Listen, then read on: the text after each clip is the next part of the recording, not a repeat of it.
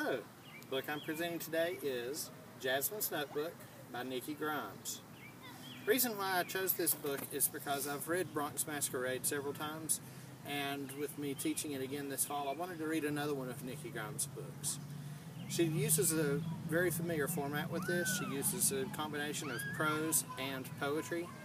In this particular story, Jazmin is a teenage girl in Harlem, New York, and I think she's 13 or 14, I can't remember exactly. She's not very old. She's around the same age as most of my students.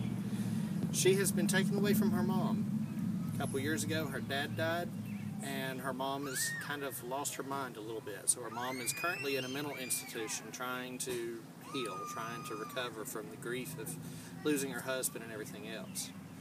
The time period is in the 1950s, maybe even the late 1940s. I don't think it's specifically said. But it's a time when civil rights still had not happened or anything like that. So there's still a very big difference between the African American experience and the white experience. There's pretty much no white people in this book. There's only a couple of references to them. Anyway, Jazmin's notebook is simply that. Jazmin has found a little notebook somewhere, and she started to keep kind of like a journal with some of the poems that she's written and some of her thoughts about her mom. Currently, her sister, Cece, has custody of her, and they're very poor. They're so poor that sometimes some of their neighbors have to help pitch in to give them food or something like that, but of course they don't ask for it. They're too proud to ask.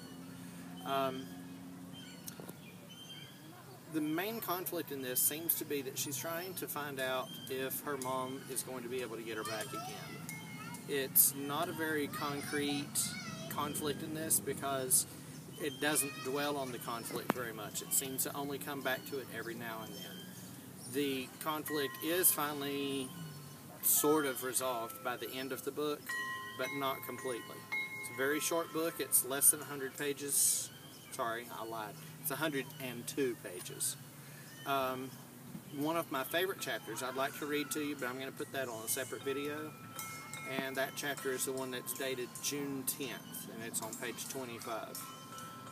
Each chapter is preceded, as you see here, with a poem, and then it gives you what's going on in her day at the time.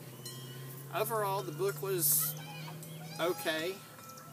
It's not one of my favorites, but I do like the combination of poetry and prose that it has in it. It reminded me a lot of Bronx Masquerade, only Bronx Masquerade is a lot more recent in the time period, and this one, like I said, was a historical. She listens to a lot of blues music that was probably popular in the 20s and 30s from what I remember. So, I hope I've answered all of your questions about the book, and pick it up sometime, read a couple of chapters. You don't have to read the whole book, but it's a really good one.